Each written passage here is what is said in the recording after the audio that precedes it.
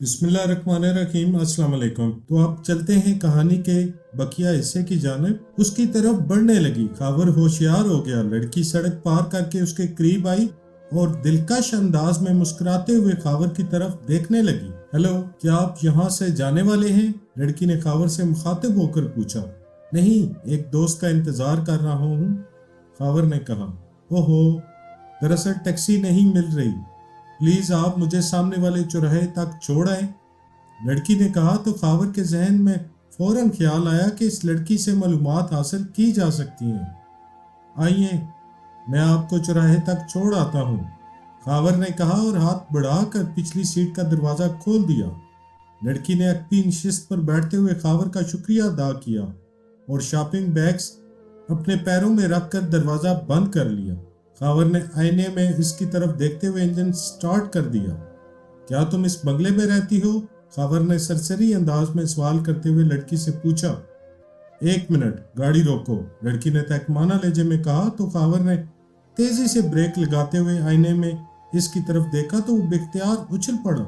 लड़की के हाथ में मशीन पिस्टल था जिसकी नाल खावर की गर्दन को छू रही थी। ओ, क्या मतलब? खावर ने गुस्से से कहा।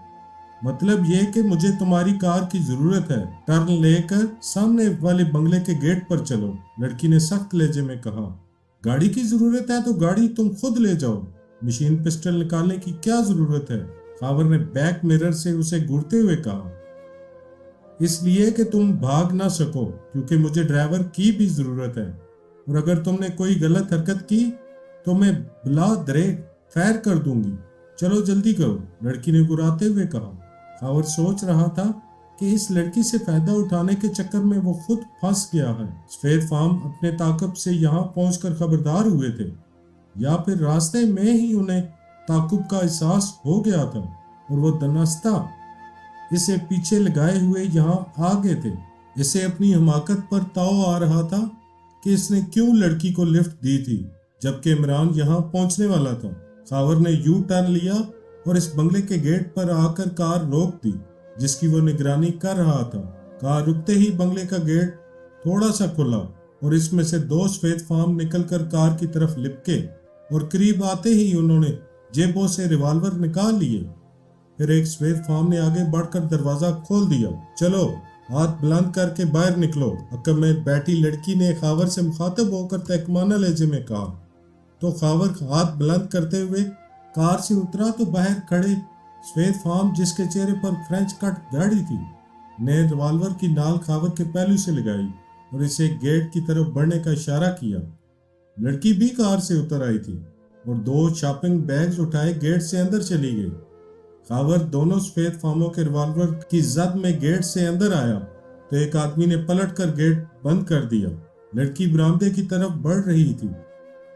गेट बंद करने वाले ने रिवॉल्वर खावर की पुश्त से लगाया और खावर की जेबों की तलाशी लेकर इसका रिवॉल्वर निकाल लिया। इतनी देर में लड़की बरामदे से गुजरकर राहदारी में गायब हो चुकी थी। कंपाउंड में दोनों सफेद फार्मों के सिवा कोई न था। चलो आगे बढ़ो, तलाशी लेने वाले सफेद फार्म ने खावर से कहा तो खावर आगे बढ़ने लगा। अब एक आदमी इसके आगे था और दूसरा इसके पीछे चल रहा था। वो बरामदे के पास पहुंचे ही थे कि कंपाउंड में बाएं जानिब से एक और शख्स नजर आया जिसके कांधे से मशीन गन लटक रही थी और वो उधेड़ उम्र लेकिन सेहतमंद आदमी था। ओ, ये कौन है आर्नल्ड? इस आदमी ने खावर के आगे चलने वाले शख्स से पूछा। ये हमारा ताकुब करता हुआ यहाँ तक आ पहुंचा है, आर्नल्ड ने जवाब दिया। एंड्रयू, तुम गेट पर होशियार हो, खावर के अकब में चलने वाले शख्स ने उधेड़ उम्र शख्स से मुखातिब होकर कहा। बेफिक्र हो, मेरी मर्जी के बगैर कोई चूहा भी अंदर कदम नहीं रख सकता, भून कर रख दूंगा, गुरु मीकू ने मुस्कुराते हुए कहा और गेट की तरफ बढ़ गया। बरामदे के बाहर वही कार खड़ी थी जिसका खावर ताकुब करता रहा था। दोनों सफेद फार्म आर्नल्ड और गुरु मीकू खावर को लिए बरामदे में दाखिल हुए और एक राहदारी में मुड़ गए। राहदारी में कोई न था और तमाम कमरों के दरवाजे बंद नजर आ रहे थे। वो लोग तीसरे दरवाजे पर रुके तो आर्नल्ड ने हैंडल घुमा कर दरवाजा खोला और कमरे में दाखिल हो गया। खावर और गुरु मीकू بھی اندر آ گئے۔ اندر آتے ہی آرنلڈ نے ایک جانب ہٹ کر خاور پر ریوالور تان لیا۔ سامنے دیوار کے پاس ریوالونگ چیئر پر ایک کشادہ کندھوں والا شخص بیٹھا خاور کی طرف دیکھ رہا تھا۔ اس کے آگے میز پر فون، سگریٹ کا پیکٹ اور لائٹر رکھا ہوا تھا، جبکہ میز کے بائیں جانب کرسی پر وہی لڑکی بیٹھی خاور کی طرف مسکراتی نگاہوں سے دیکھ رہی تھی۔ میز سے 4 فٹ پیچھے گرو میکو نے خاور کو رکنے کا حکم دیا تو خاور رک گیا۔ کون ہو تم اور ہمارا تعاقب کیوں کر رہے تھے؟ سامنے بیٹھے شخص نے سخت لہجے میں پوچھا۔ نہیں، تمہیں غلط فہمی ہوئی ہے، میں تو تم لوگوں کو جانتا تک نہیں، خاور نے چونکتے ہوئے کہا۔ Shut up! میں نے خود اس سڑک پر مڑتے ہوئے تمہاری گاڑی کو اپنے پیچھے دیکھا تھا، اس آدمی نے خاور کو گھورتے ہوئے کہا۔ باس، اس کی جیب سے ریوالور بھی ملا ہے، گرو میکو نے مدبانہ لہجے میں کہا اور اپنی جیب سے خاور کا ریوالور نکال لیا۔ مارتھا، تم سے اس نے کیا پوچھا تھا؟ باس نے لڑکی سے مخاطب ہو کر پوچھا۔ باس، اس نے پوچھا تھا کہ کیا میں اس بنگلے میں رہتی ہوں، مارتھا نے مدبانہ لہجے میں کہا۔ پوچھ کر کوئی جرم تو نہیں کیا تھا، اسے لفٹ دینا میری غلطی تھی، خاور نے غصیلے لہجے میں کہا۔ ابھی تمہیں بتاتا ہوں کہ تم نے کیا غلطی کی ہے، باس نے گراتے ہوئے کہا، اور پھر اس نے میز پر رکھے ہوئے فون کا ریسیور اٹھا کر چند بٹن پریس کر دیے۔ ریوالور تو تم نے نکال ہی لیا ہے، کیا ہاتھ اٹھائے رکھنا ضروری ہے؟ خاور نے آرنلڈ سے پوچھا۔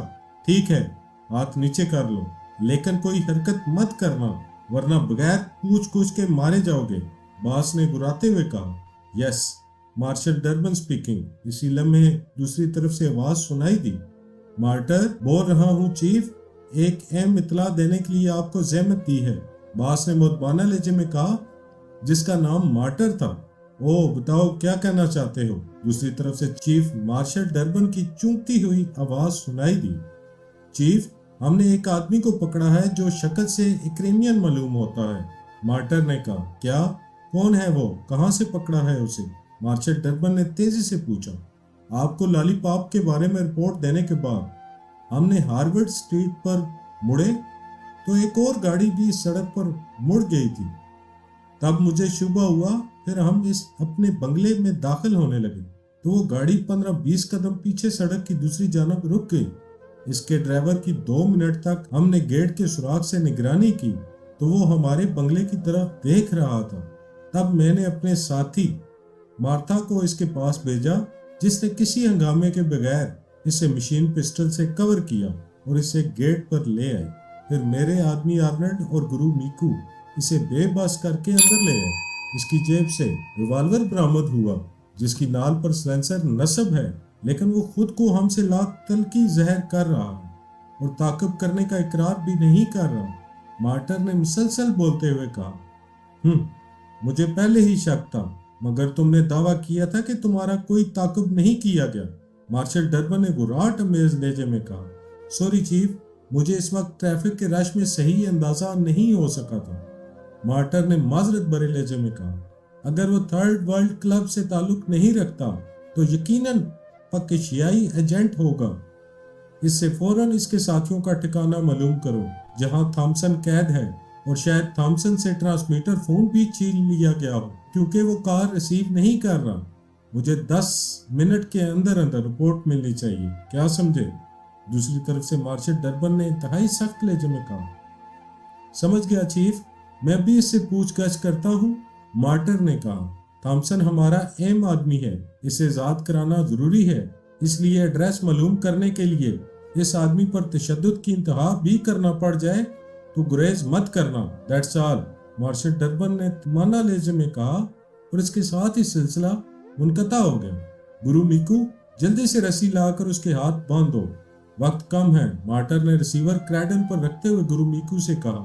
ہاں اب بولو، تم اپنے ساتھیوں کا ٹھکانہ بتا رہے ہو یا تم پر تشدد کرنا پڑے گا؟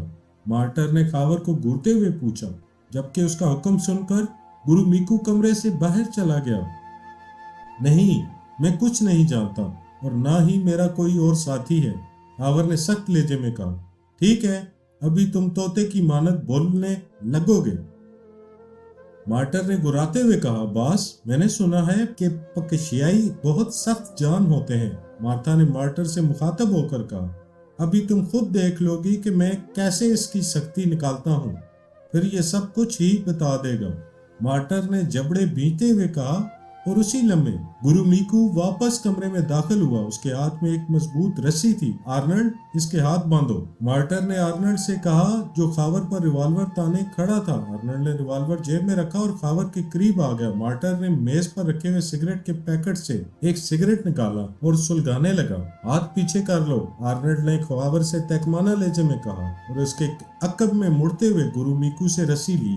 लेकिन दूसरे ही लम्हे खावर ने एड़ियों के बल घूमकर उसके जबड़े पर दाहिने हाथ का जोरदार घूंसा मारते हुए गुरु मीकू के पेट में लात मारी और गुरु मीकू दर्द की शिद्दत से कराता हुआ दरवाजे के साथ जा टकराया, जबकि आर्नल्ड कराता हुआ पीछे की तरफ लड़खड़ा गया।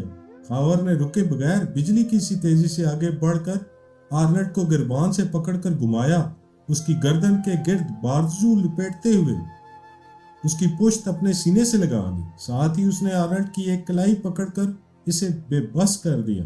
हंगामा होते ही मार्था और मार्टर उछलकर खड़े हो गए। मार्टर ने तेजी से अपनी जेब में हाथ डाला। खबरदार, तुमने रिवॉल्वर निकालने की कोशिश की तो तुम्हारे आदमी की गर्दन टूट जाएगी, खावर ने गुर्राते हुए कहा। मगर गुरु मीकू ने संभल कर अपनी जेब से रिवॉल्वर निकाला और इसी लम्हे खावर ने आर्नल्ड को उसकी तरफ घुमा दिया।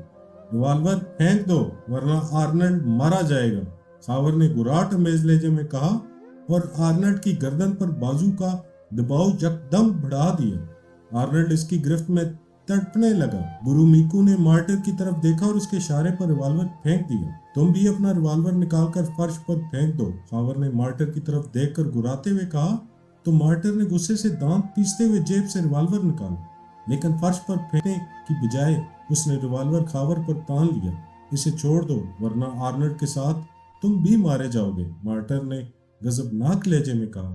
ठीक है, चलाओ गोली, खावर ने बेपरवाही से कहा और आर्नल्ड को खींचते हुए पीछे दीवार से जा लगा। मगर दूसरे ही लम्हे कमरा कर्बनाक चीख से गूंज उठा। कहानी का बकिया हिस्सा अगली किस्त में पेश किया जाएगा।